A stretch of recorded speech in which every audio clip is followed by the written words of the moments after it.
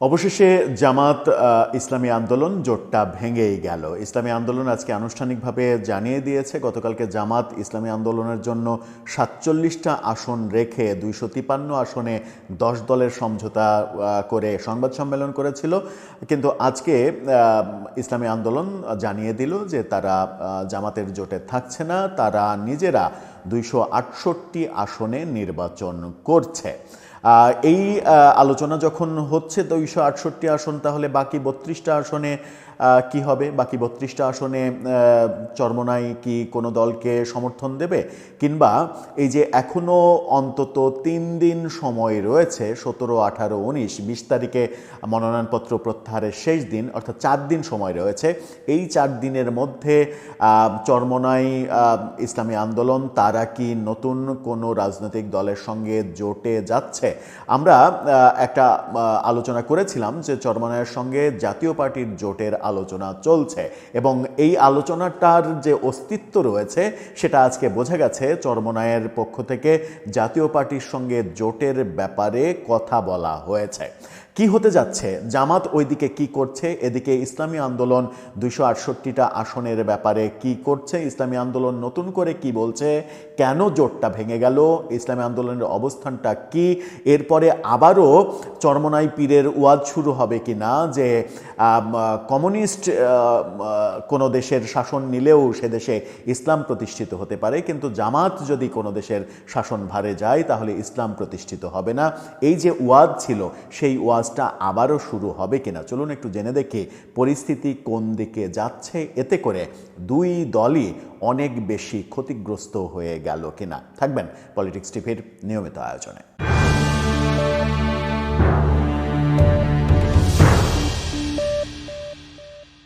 দর্শক, বলছিলাম জামাত ইসলামী আন্দোলন জোটের কথা। মূলত ইসলামী আন্দোলনের জোটটা ভাঙার কারণ তারা প্রকাশ্যে যেটাই বলুক না কেন, জামাতের জোটে এনসিপিকে নেয়া এবং এনসিপিকে ৩০টি আসন ছেড়ে দেয়া, এখানটাই ইসলামী আন্দোলনের সঙ্গে একটা বড় পার্থক্য তৈরি হয়েছে জামাতের।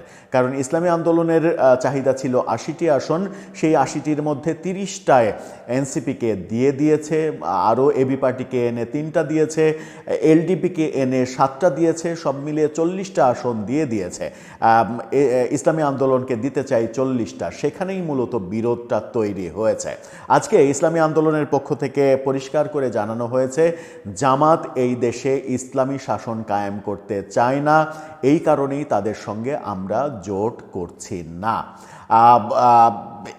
এই যে অবস্থান, দুদিন আগেই আমরা দেখেছি খ্রিস্টান সম্প্রদায়ের সঙ্গে একটা মিটিংয়ে জামাতের পক্ষ থেকে নিশ্চিত করা হয়েছে জামাত ক্ষমতায় আসলে শরিয়া আইন বাস্তবায়ন করতে চায় না, এটা তাদেরকে নিশ্চিত করেছে জামাত। এই ঘটনাকেই আজকে ইসলামী আন্দোলনের পক্ষ থেকে পরিষ্কার করে বলা হয়েছে যে তারা বলেছে এদেশে শরিয়া আইন কায়েম করতে চায় না, অথচ আমাদের মূল মোটোটাই ছিল হচ্ছে ইসলামী ভোটগুলো, ইসলামের পক্ষের ভোটগুলো এক বাক্সে নিয়ে আসা, এবং এই থিওরি চরমোনাই পীরই তৈরি করেছেন, এবং তৈরি করার পরে কয়েকটা ইসলামী দলকে একত্রিত নিয়ে একটা জোট করা হয়েছিল। ভাবনাটা ইসলামী আন্দোলনের ছিল। সুতরাং যদি তারা শরিয়া আইন কায়েম করতে না চায় তাহলে তাদের সঙ্গে জোট কেন? তারা তো ইসলামপন্থী দল তাহলে থাকলো না। যে কথা বলছিলাম শুরুতেই যে চরমোনাই পীরের দুই ভাই জামাত বিরোধী বহু বক্তব্য দিয়েছেন এর আগে। জামাত রাষ্ট্র ক্ষমতায় আসলে কখনোই ইসলাম প্রতিষ্ঠিত হবে না, এরকম বয়ানও তাদের কাছে আমরা শুনেছিলাম। এই বয়ানটা আবারও নতুন করে সম্ভবত ভোটের আগে এটা নতুন করে আবার প্রচারে আসবে, কারণ ইসলামী আন্দোলন থেকে আজকে স্পষ্ট জানিয়ে দেওয়া হয়েছে তারা শরিয়া আইন বাস্তবায়ন করতে চায় না, এই কারণেই তাদের সঙ্গে আমরা জোটে থাকছি না। এই কথা বললেও প্রকৃত সত্য হচ্ছে যে আসন সমঝোতা এবং এনসিপিকে 30টা দেওয়া, বাকি এবি পার্টি এবং এলডিপিকে 10টা দেওয়া, 40টা ওদিকে দিয়েই ইসলামী আন্দোলনের ভাগে কম পড়ে গেছে, তারা 80টার কমে মানবে না, এই অবস্থান থেকেই মূলত জোটটা ভেঙেছে। কিন্তু প্রসঙ্গ উঠেছে যে ইসলামী আন্দোলন যে একা হয়ে গেল, এই একা হয়ে যাওয়ার পরে তারা কি জাতীয় পার্টির সঙ্গে জোটে যাচ্ছে কিংবা অন্য কোনো দলকে জোটে টানছে? অন্য কোনো দলকে জোটে টানছে কিনা সেই ব্যাপারে দুটো শিরোনাম আপনাদেরকে দেখাতে চাই। একটা কালবেলা শিরোনাম করেছে জাপার সঙ্গে জোটে যাওয়া নিয়ে যা বলল ইসলামী আন্দোলন। এই শিরোনাম যেমন করেছে তেমনি আরেকটি গণমাধ্যম শিরোনাম করেছে, সেটাও দেখে নিতে পারেন। সেখানে বলা হচ্ছে যে ইসলামী দলগুলোকে জামাতের জোট থেকে বেরিয়ে আসার আহ্বান ইসলামী আন্দোলনের। অর্থাৎ এখনও যে ৬-৭টা ইসলামী দল জামাত জোটে রয়েছে তারা যেন জোট থেকে বেরিয়ে আসে এই আহ্বান জানিয়েছে তারা। তার মানে হচ্ছে তারা আগামী ৩-৪ দিনে তাদের জোটের বহরটা মানে তারা একটা জোটের দিকে যেতে চায়। এখন তো সিঙ্গেল আছে, তারা একটা জোটের দিকে যেতে চায়। কিন্তু সেই প্রসঙ্গটা জামাতের একজন নেতার কাছে জিজ্ঞাসা করা হয়েছিল, 2 জন নেতার কাছে জিজ্ঞাসা করা হয়েছিল, তারা জাপার ব্যাপারটা অস্বীকার করেছে যে তারা কোনো জোটের যেতে চাচ্ছে না। তারা তবে এটা বলেছে যে বাকি যে 32টা আসন আছে, 300 আসনের 268টা আসনে তারা নির্বাচন করতে চায়। বাকি যে 32 আসন তারা বুঝে শুনে কোনো একটা দল কিংবা একাধিক দলকে ওই 32 আসনে তাদের সমর্থন দিতে চায়। এই ব্যাপারে তাদের অবস্থানটা আদতে কি সেটা যদি জানা যায় তাহলে ইসলামী আন্দোলনের কেন্দ্রীয় নেতা মুফতি রেজাউল করিম আবরারের সঙ্গে কথা হলে তিনি জানিয়েছেন তারা চূড়ান্তভাবে 11 দলীয় নির্বাচনী ঐক্য জোটে থাকছে না। এ সময় অন্য কারো জোট করবেন কিনা প্রশ্নে তিনি বলেন ইসলামী আন্দোলন এককভাবে নির্বাচন করবে ইনশাল্লাহ। ইসলামী আন্দোলন যখন এই ঘোষণা দিচ্ছে, কিন্তু তাদের আরও এক নেতা তিনি জামাতের প্রসঙ্গে কথা বলেছেন। জামাতের প্রসঙ্গে বলেছেন যে না, আমরা কারো সঙ্গে জোট করতে চাই না। জামাতের প্রসঙ্গে না, জাপার প্রসঙ্গে, জাতীয় পার্টির প্রসঙ্গে, যে তারা কারো সঙ্গে জোট করতে চান না, বাকি 32টা আসনের জন্য কাউকে সমর্থন দিতে চান। কিন্তু গত 2 দিন থেকে একটা আলোচনা খুবই প্রচণ্ডভাবে তৈরি হয়েছে যে ইসলামী আন্দোলন জাতীয় পার্টির সঙ্গে জোটে যাচ্ছে এবং আগামী 3 দিনের মধ্যে এই ঘটনা ঘটতে পারে বলে রাজনৈতিক বিশ্লেষকরা মনে করছেন। এরকম অবস্থা যখন তৈরি হয়েছে তখন কিন্তু অনেক ইকুয়েশন বাকি এখনো নির্বাচনে। যদি ইসলামী আন্দোলন জাতীয় পার্টির সঙ্গে জোট করে ফেলে তাহলে পুরো ভোটের হিসাব নিকাশ চেঞ্জ হয়ে যাবে। ভোটের হিসাব নিকাশ চেঞ্জ হয়ে যাবে নানাভাবে। একটা হচ্ছে জাতীয় পার্টির উত্তরাঞ্চলে এবং সিলেটের 2-1টা আসনে বেশ ভালো প্রভাব রয়েছে। জাতীয় পার্টির প্রভাব রয়েছে চিটাগাংয়েরও একাধিক আসনে।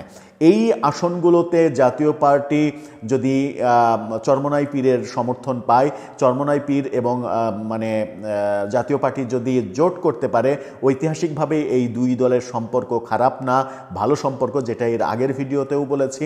এবং এই জোটের পেছনে পর্দার আড়াল থেকে যদি আওয়ামী লীগ কলকাঠি নাড়ে তাহলে আগামীতে ভোটের ইকুয়েশন পরিবর্তন হয়ে যাবে এবং নিশ্চিত করেই যদি এখনকার পরিস্থিতিতে মনে হচ্ছে যে আগামী নির্বাচনে বিজয়ী হয়ে বিএনপি ক্ষমতায় যাবে, বিএনপি যদি ক্ষমতায় যায় তাহলে নিশ্চিত করেই জাতীয় পার্টি চরমোনাই পীর জোট হয়ে গেলে এই জোটটাই প্রধান বিরোধী দল হয়ে যাওয়ার সম্ভাবনা রয়েছে।